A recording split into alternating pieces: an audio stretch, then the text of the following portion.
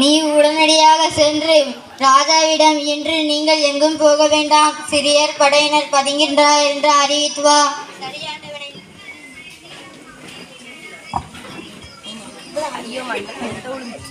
மன்னா, தங்களை பார்க்க தீர்க்கதரிசியின் வேலைக்காரன் வந்துள்ளார்.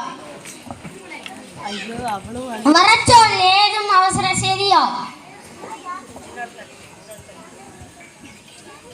வணக்கம் அண்ணா, நீங்கள் இன்று எங்கும் வெளியே போக வேண்டாம், சிறியார் படையினர் பதுங்கிக்கிறார் என்று தன் ஆண்டவன் தங்களிடம் கூறிவார் சொன்னாம் அண்ணா. என் ஆண்டவனுக்கு நன்றி கூறிக்கொள்கிறேன். யார் அங்கே? வணக்கம் அண்ணா. நீ மட்டும் ரகசியமாக சென்று ஏதேனும் படைகள் வந்துள்ளனவா என்பதனை கவனித்து வாரும். ஆகட்டும் அண்ணா. ஆம் அண்ணா, அங்கே சீரியர் படை உள்ளது. அத்திசையில் போக மறுப்பது நல்லது. நன்று நன்று, மிக்க நன்று.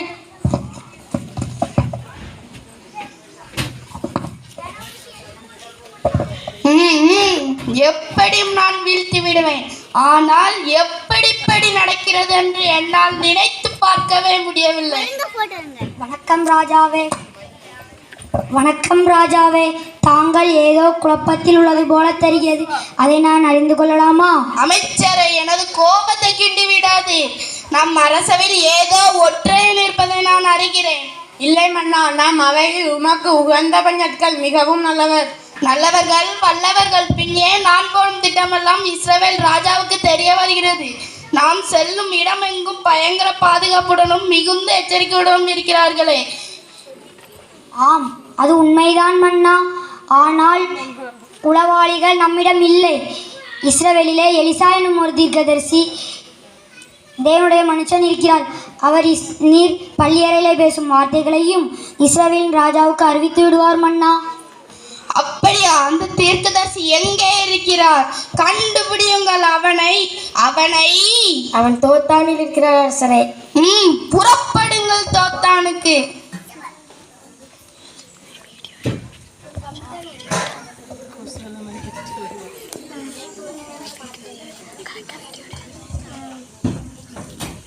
ஐயோ, என் ஆண்டவனை என்ன செய்வார்கள்? சிரியாவின் இராணுவமும் குதிரைகளும் ரதங்களும் பட்டணத்தை சுற்றி வந்து கொண்டிருக்கின்றன. பயப்படாதே, அவர்களோட பார்க்கிலும் நம்மோட இருக்கிறதுதான் அதிகம். கர்த்தாவே, இவன் பார்க்கும்படி இவன் கண்களை திறந்தருளும். என்ன ஒரு அக்னிமயமான குதிரைகளும் ரதங்களும். வா போகலாம். கர்த்தாவே, இந்த ஜனங்கள் கண்மயக்கம் உண்டாகும்படி செய்யும். யாரை தேடுகிறீர்கள்?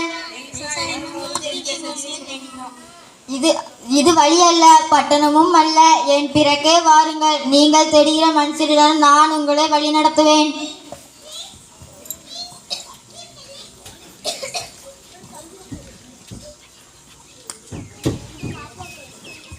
கர்த்தாவே, இந்த ஜனங்கள் கண்களை திறந்தருளும். என் தகப்பனே, இவர்களை வெட்டி போடலாமா?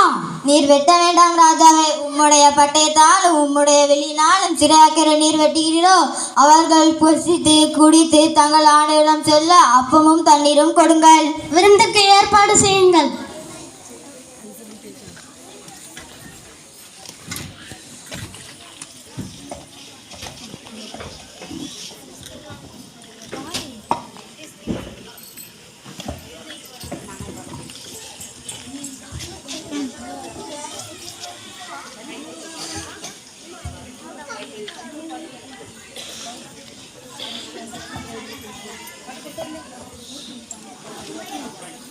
நில்ல, நவுல்ட்ட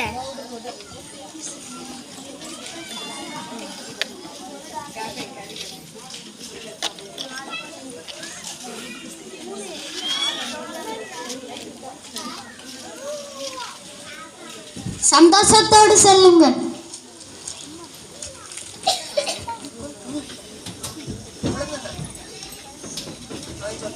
சிரியரின் படை இஸ்ரவேல் தேசத்திலே அப்புறம் ஒரு காலம் வரவில்லை. நீ தீமையினாலே வெல்லப்படாமல் தீமையை நன்மையினாலே வெல்லு.